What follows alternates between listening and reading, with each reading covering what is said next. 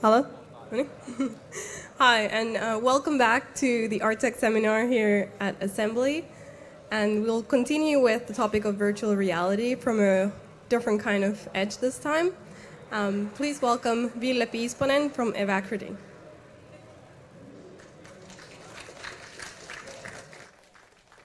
Thank you, wonderful lady.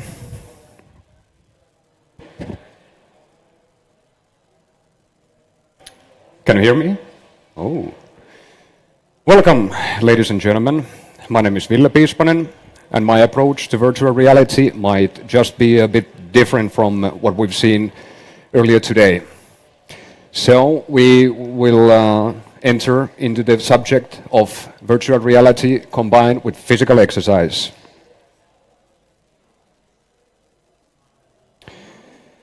Introduction is something that I've learned to do quite broadly during my military career.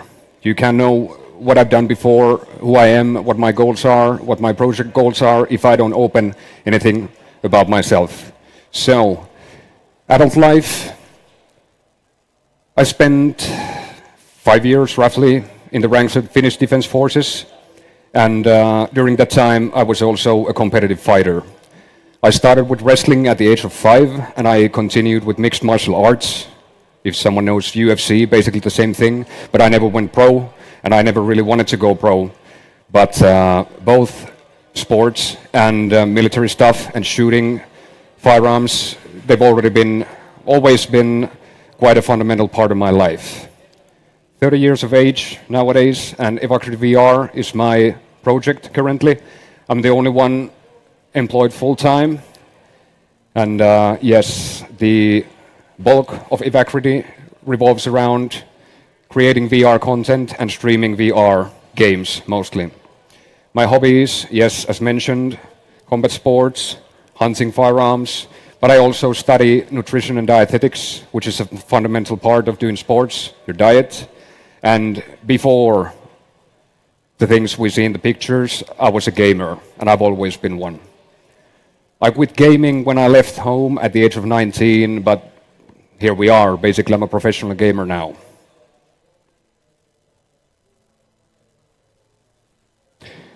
Introduction to ARTtech. To be honest, my lifelong dream since the first Doom that came out in 1993, and I saw it for the first time when I was 7 in 1994. Since that day, I've been willing to go inside the game. As deep as I can get in there, I want to feel it, I want to see it, really how it is when you're in the game. I got the initial idea for my project in 2014. I was in pre-deployment training. I was going overseas to a military operation, and I saw it in a dream that I was doing military stuff in VR, and the next 2-3 weeks I was obsessed in the worst possible way. I wanted to know if that's possible, if that's something you can actually do for a living. And the living part is still a question, but you can do it, yes, that's for sure right now. I started in 2017, I had to wait for a long time just to get my hands on the technology, the equipment that I wanted to combine to do this. So, yeah, almost 3 years. Initially, I thought it would be possible in 2015, somewhere Q3, Q4, possibly, when I had returned home from the operation, but no, 2017 was the initial starting point. Main goals, as seen here, to promote more physically demanding and realistic approach to competitive gaming. Gaming mostly means sitting, not moving anything else but your hands, and of course you're doing a lot, but you're not physically doing that much. So why not walk, run, jump, whatever. I think the future of competitive gaming is there, but we're yet to see how things go. I hope that will be the direction we will be moving in or moving towards. And I want to drive the use of virtual reality forward in both military and private security training, because it suits both fields very well, but is very, very underutilized currently. Secondary goal, finding more effective ways to train with VR, suitable measures, what to add, both software and hardware and all kinds of solutions out of either field. All the content we create are created in our home studio, and HTC Vive is the primary component usually present in all the content. My affiliations, on top of course, my own project as a person, contain the Finnish VR Association and the VR Fitness Insider, which is a publication in United States focusing on VR fitness, but yes, it's a subgenre of a subgenre still. Hopefully times are changing. What is it that we do and what does Evacrity sell is something that is frequently asked from me. Frequently, all the time. Have you invented the setup you use? What have you done? I'm combining things that I've gotten from both software and hardware side from others. I haven't invented anything on my own. The approach is the key.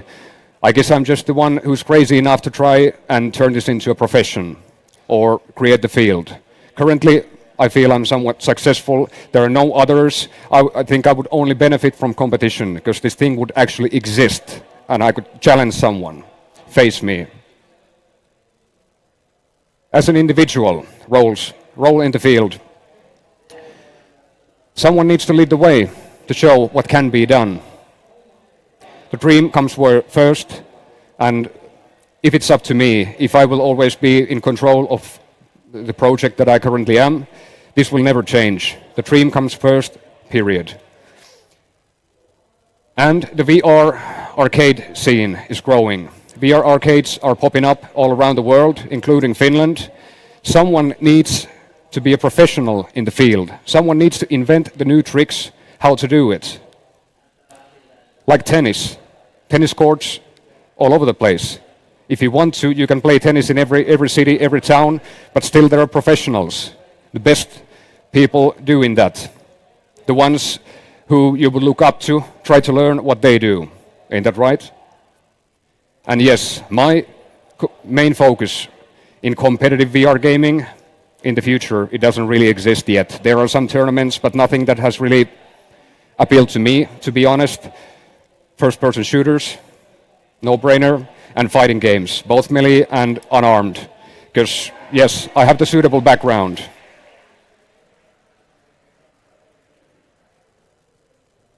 All right, let's hop into the physical exercise part and start with the first field that I wanted to conquer when I started with the project. This was the most important one for me and for VR from this point of view, I would say. So, aerobic conditioning, meaning easy cardiovascular training, usually at a pace that you can continue on for very, very long periods of time or for unlimited time, basically.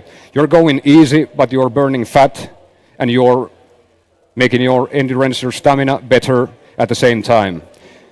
The health benefits, as seen there, simple but important. Typical training methods for aerobic conditioning in general would contain running and swimming. And for VR, how do we get there? How do we get that effect on our bodies? The solution I use and the solution that is most widely adopted are omnidirectional treadmills. And on top of that, I use heart rate monitor to always be able to follow how I'm doing, how my body is responding to the activities. And in the picture, I'm there in full combat gear. That is very fundamental part of what I do. Quite often when I'm streaming, if it has anything to do with military or firearms, that's usually the equipment that I'm using. I want to add to the exercise or the workout. The armor plates that I'm carrying weigh a lot, so I'm pushing myself harder on top of just walking or running in the game. And the piece of equipment, the device that I'm using, is from UK, called the Rubber One from Which Dish Limited. Very simple omnidirectional treadmill, but it works. That's the most important part, of course. Many have heard of these. Many who are interested in VR technology have heard of omnidirectional treadmills, but still, it's rare to have seen one. Next, I'm going to show a video from April this year from Doom 3 BFG Edition VR mod from ID Software.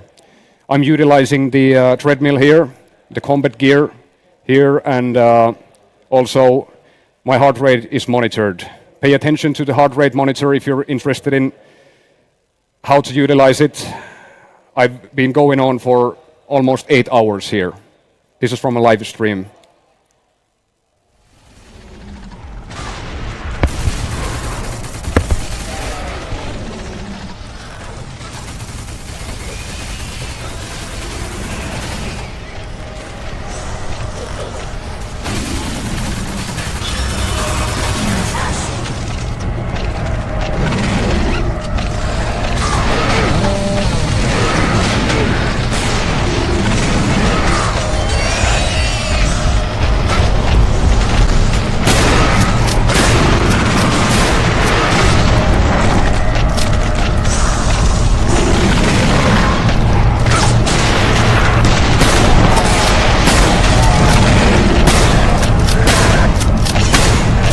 Fuck, no. Pardon my language.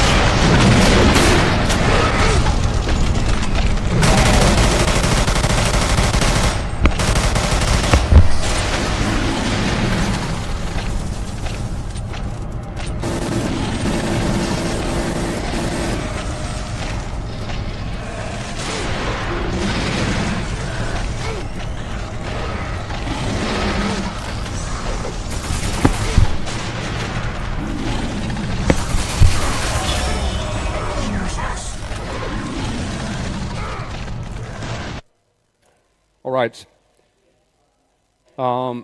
Key takes from there, an 8-hour session, basically. I ran through the whole game in, I would say, 17 hours, including breaks, every single step with my own feet.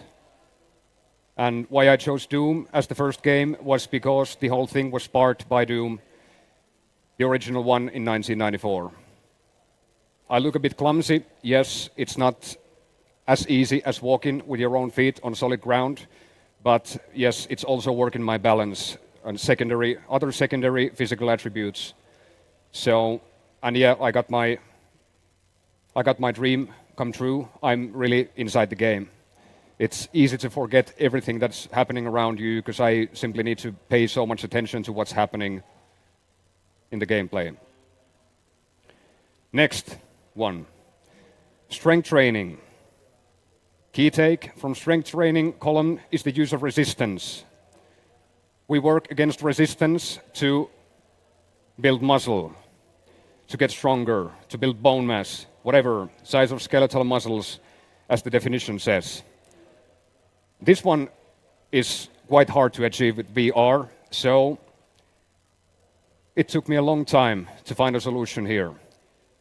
Primary training accessories are listed for VR are resistance suit, seen in the picture, produced by Duke Performance Incorporated, called the mass suit.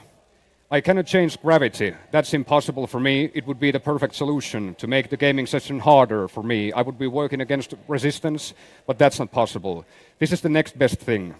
As you can see from the picture, cables are attached to my legs and arms from my torso, basically.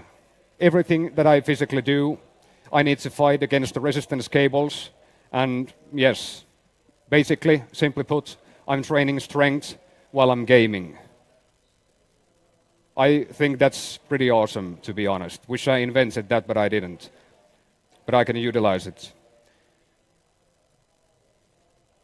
And yes, weighted clothing can always be added to the mix if you feel like doing it, but usually that's quite much enough if you want to push yourself. So, resistance suit and what it suits best are mostly fighting games, especially fighting games including swords, maces, other cold weapons. You will have to work with your full body. You will have to dodge and you will have to swing and all that. I will show an example video next. The game is Tales of Glory from Blacktail Games.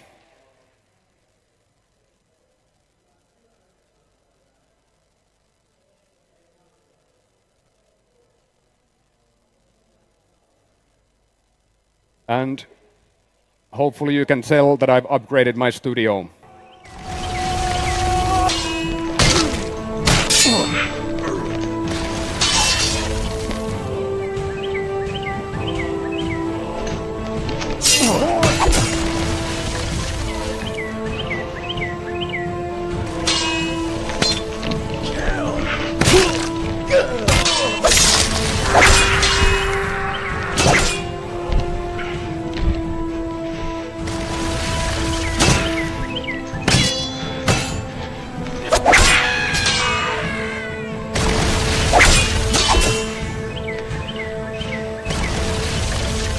You fool!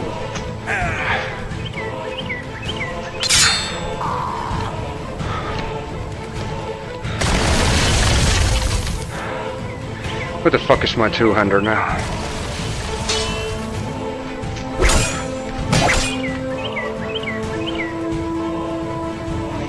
I lost one of my weapons and I need to get another one. Get it, get it, get it! Destroy!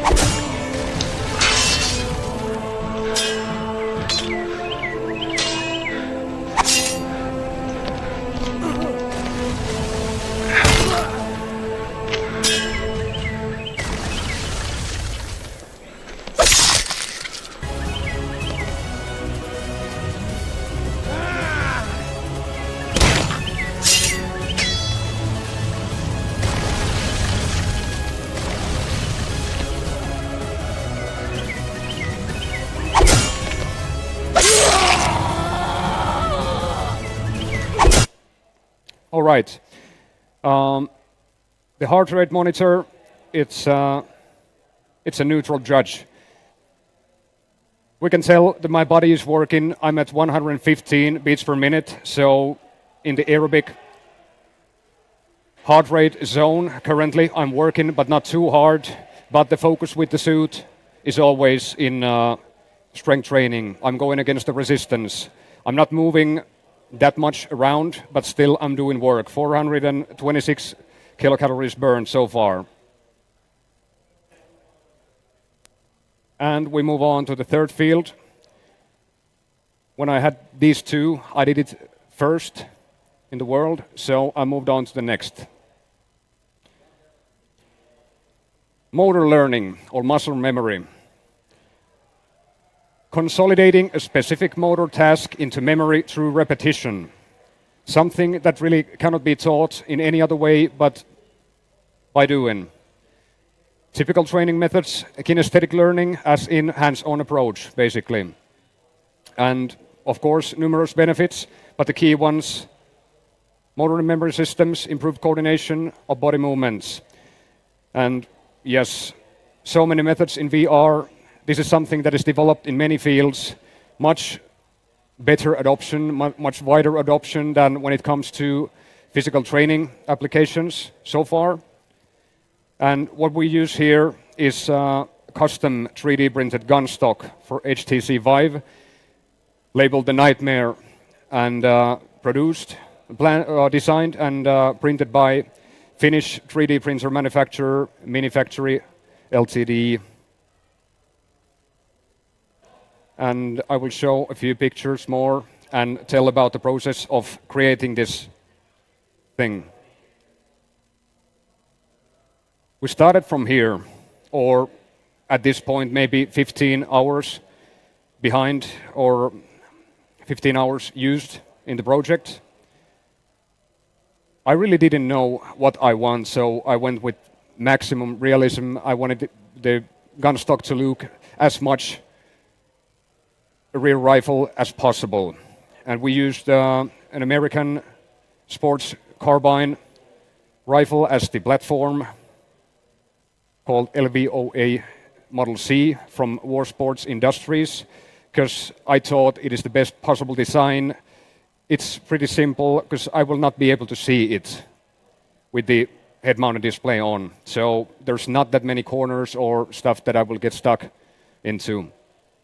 And a few failures or corrections, not failures, we had to make corrections, that's a better way to put it, were required.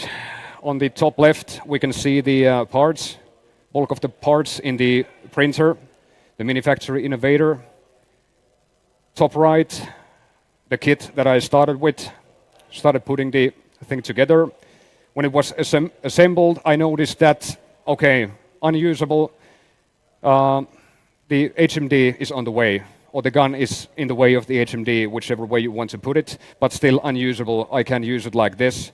So on the bottom right corner, you can see that the buttstock, or the tube leading to the buttstock, has been redesigned from metal so that it's adjustable height-wise. And also, I'm in the middle of doing the paint job with spray paints because I wanted it to look like a sports car, basically. Completely custom. And in the middle, it's fresh out of the process. And I was very, very satisfied. And actually, I have it here with me. So, it's mostly plastic, not a real firearm. You can't be too sure in this country anymore. What brings the design so close to real life is that it accepts parts, pieces and components from real firearms, including hand grip bipod seen here. And 4 minutes later, 4 minutes after I published first picture of this, 3 people wanted to buy it, or wanted their own. But yes, like 160 hours of work total, because I had no previous experience, but I wanted it, so I made one.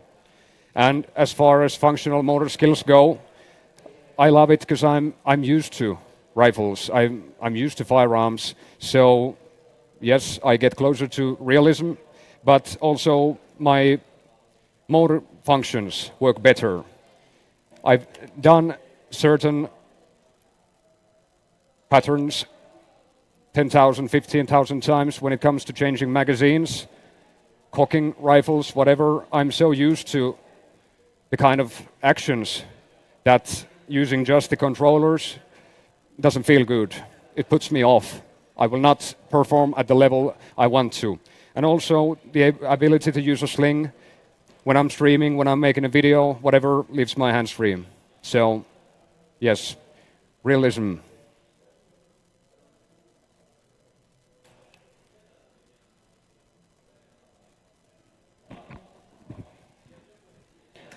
Again, I will show a short video. The first test with the gun stock. I was very, very satisfied at the time. It took so long to finish it. And the game we will be using here or seeing is Onward from Downpour Interactive.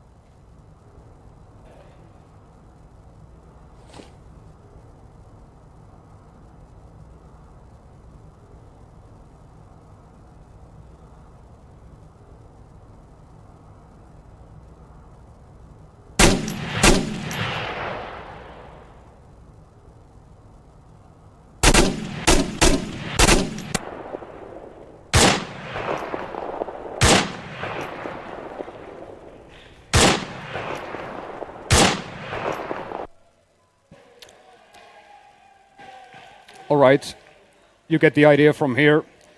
What's revolutionary in a way as far as the gun stock goes? For me, like I said, I'm just used to certain motoric functions, certain actions to be carried out in a certain way.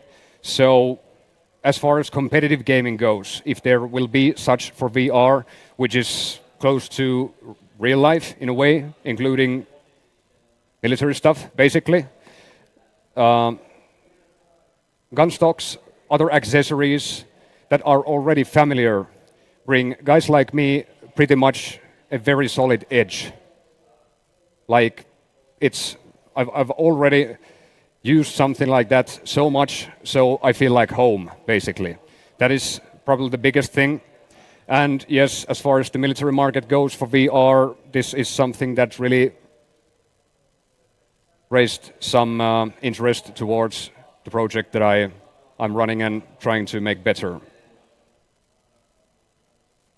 As far as the training methods go, if we stick to cardiovascular conditioning or aerobic conditioning, like I wrote it here, and strength training and motoric function training, the exercise benefits are mostly passive. I don't need to pay any attention as far as I'm just doing stuff with omnidirectional treadmill, resistance suit, weighted clothing, or using the certain devices that are possible to add to VR or utilize in VR. You don't need to leave your home, of course, and yeah, can be made harder, can be made easier. And secondary physical attributes on top of stamina, strength, motoric functions. Also, you will be working your balance, your coordination, all in all, and so forth, depending on what we're doing. And of course, we're having fun, and that's the biggest part. Active VR training, as I separate these two fields, if the previous ones were passive, active VR training, how I look at it, and how I've, basically labeled it myself, if we combine other exercise training, whatever methods with VR, a physical type of VR, that's what I consider an active method. We need to stop doing something to do the exercise thing, but it can be added there into the mix. I've used kettlebells, resistance bands, boxing gloves, sandbags, boxing bags, to name like the analog approach to the whole thing. Of course, Vive trackers, whatever, but these are elements that no one else seems to be paying attention to. That's the key here. I will show a short video. I did a stream or a video where I'm playing Starbreeze Studios John Wick VR, John Wick Chronicles VR, and I'm combining it into a circuit training session. I'm playing the game for 4 minutes, and then I'm doing a 4-minute circuit, a heavy one, and the story can be read from the heart rate monitor. I've cut out the gaming parts, and just the two exercise rounds in short are shown here.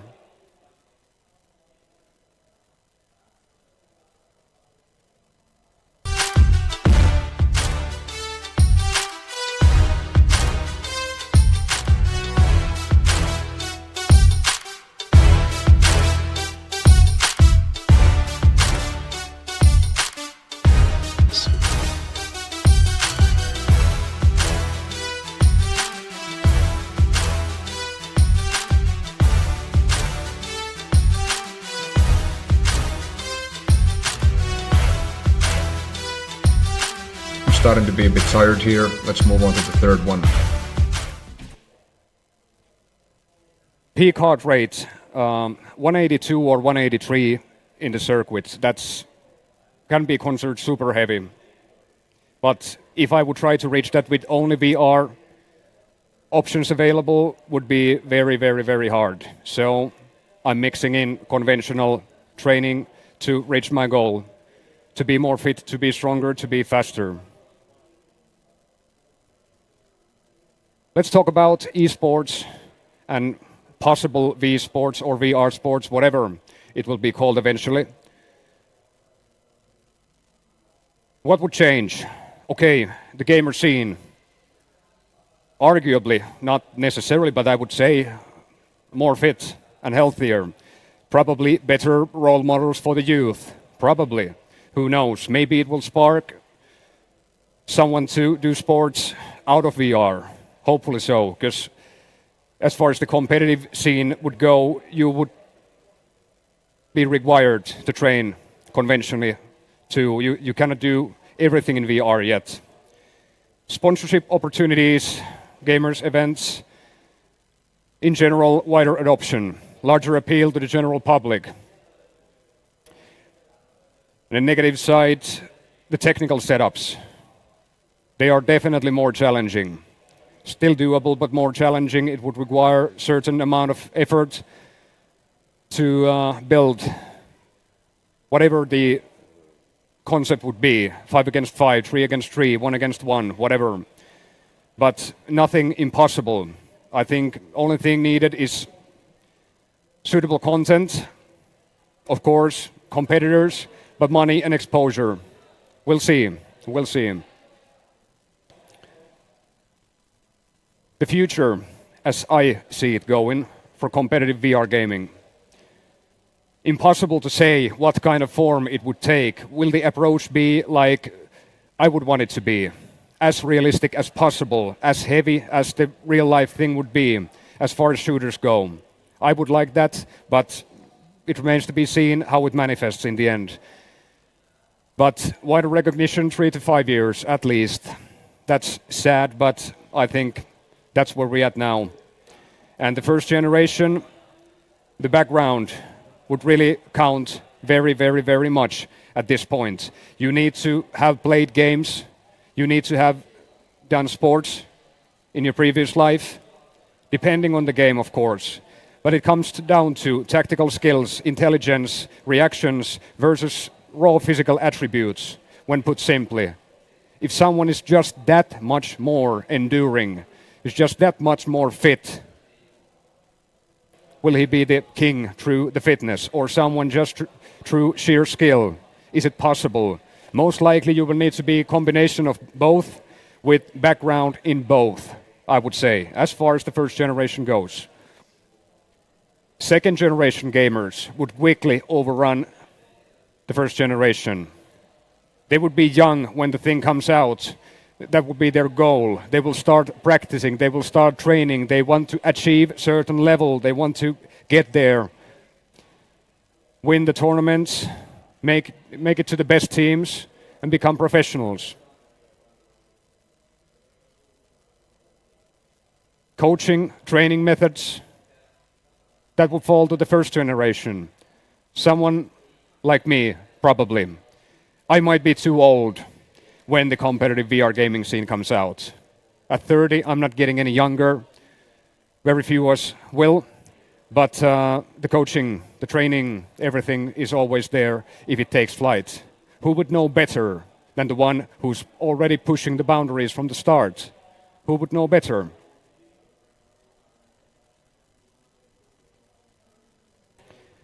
Challenges currently when it comes to using VR for training purposes, physical training purposes. The shortage of specific content. There isn't too much stuff to do out there. There are games, there are simulations, but mixing the physical training aspect isn't the easiest thing in the world. You need to tinker and tamper, set up a lot of stuff, find the solutions, they're not there yet. The games tend to be short and fairly expensive, linked to the first one. And yes, VR fitness, a subgenre of a subgenre. Not even really recognized yet, at least widely. The possibilities, the opportunities are seen and partially recognized, but someone needs to push it. Someone needs to push it to certain directions. Many people are doing it in different fields. My field is this. And when going to advanced levels, and what I mean here is, well, don't really like that much to talk about myself, but I'm already at that level that the basic stuff really doesn't push me possibly at all. So how to make it harder? How to go to the next level? What do I need to make it so much tougher, so much more challenging for myself?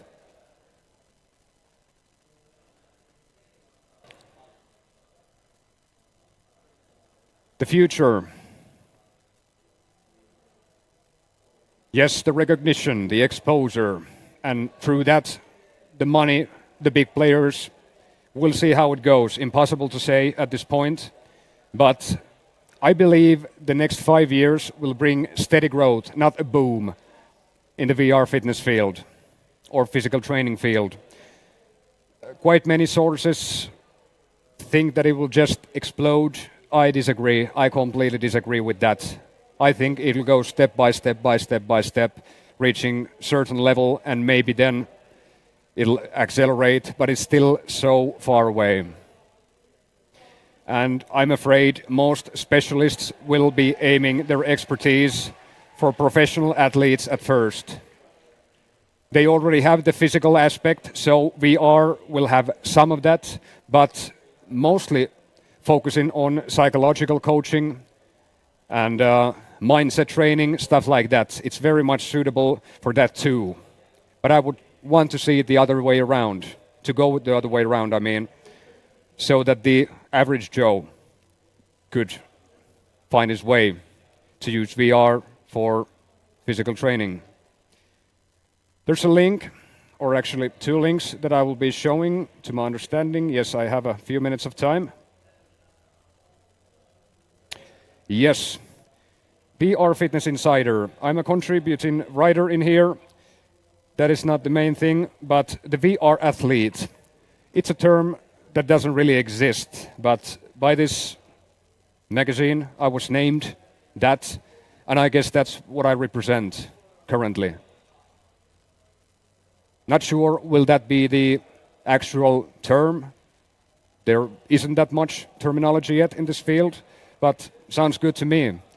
It explains what I do, doesn't it? And Future Fitness Labs. This was very, very, very good news for the field, I would say.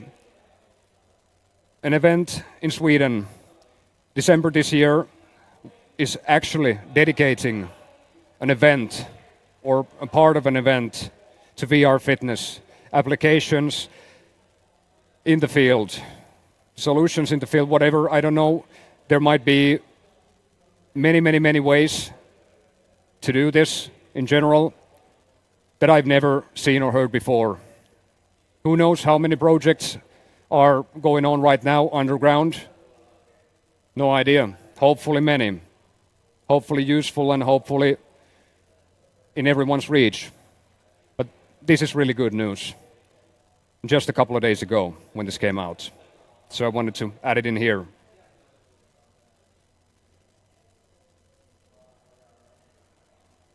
All right.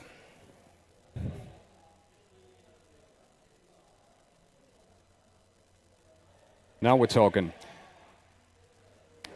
This more or less concludes my turn here in ARTtech 2017.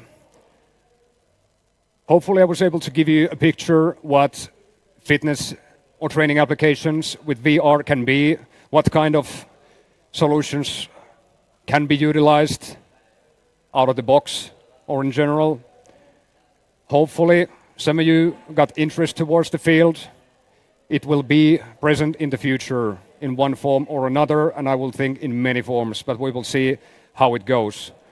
Thank you for the opportunity to speak here. Thank you for all the wonderful developers providing me with content designed for my use. That's fascinating, very, very inspiring. Thank you, Sami. We have one example here, the previous speaker, Sami Heinonen, one of the developers that believe in my ability to drive this thing forward. So I'm provided with content that I can use, and I only need to figure out how to get the training aspect into it, because I don't understand anything about coding or developing software, nothing. Any questions?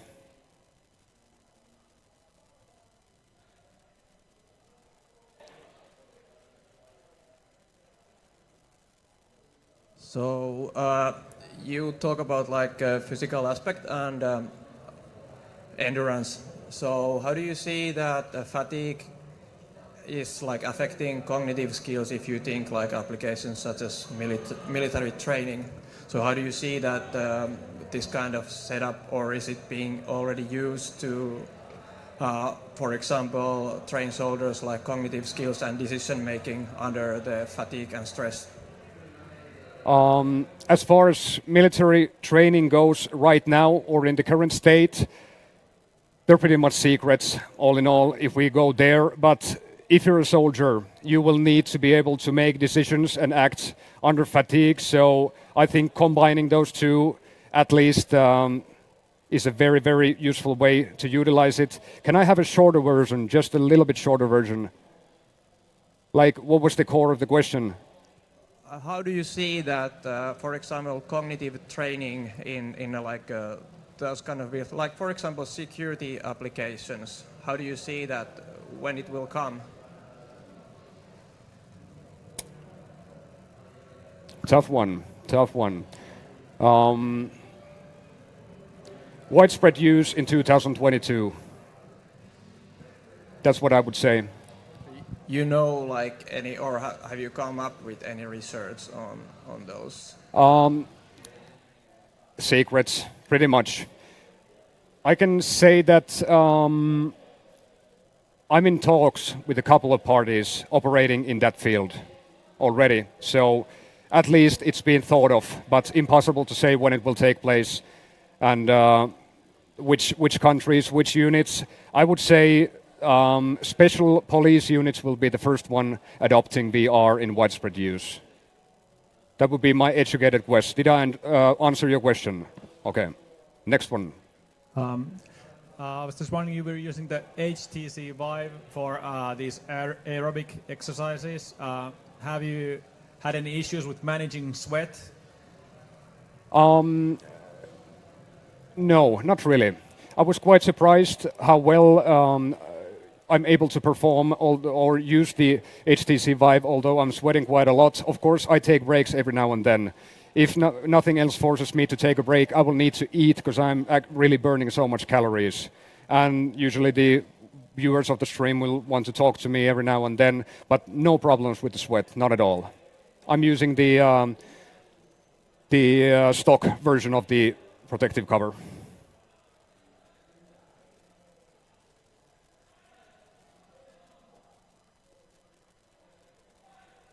What does the VR, the glass, add in the fitness training?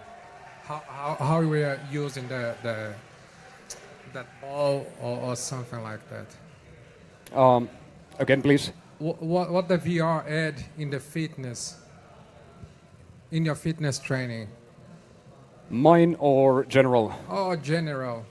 Well, I would say it provides an easy entry to getting yourself into better fitness, better condition. So easy to just take it into use. It's a trend that I've seen among my friends who visited me. Like, I was talking about the project for a long time, but it doesn't really, before you see anything concrete, you don't really understand what it is about if I just tell and tell and tell stuff. They came and saw what I did. They bought their own Vive, and I asked, what's the primary reason for that? In every single case, the answer was, it's so easy to just get yourself moving with this. The passive effect, I think that's the biggest thing. That's a good answer.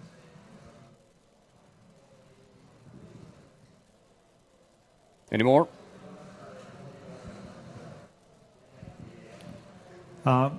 Another practical question regarding the Vive. There's a lot of moving around. Does the headset stay on your head while you're moving around? Like, how are there any restrictions on that? I wish I had a picture of my setup. I have 2 dog leashes in the ceiling. 2 separate dog leashes, the flexi kind. one controlling the bulk of the cable and the second one controlling the cable closer to the HMD.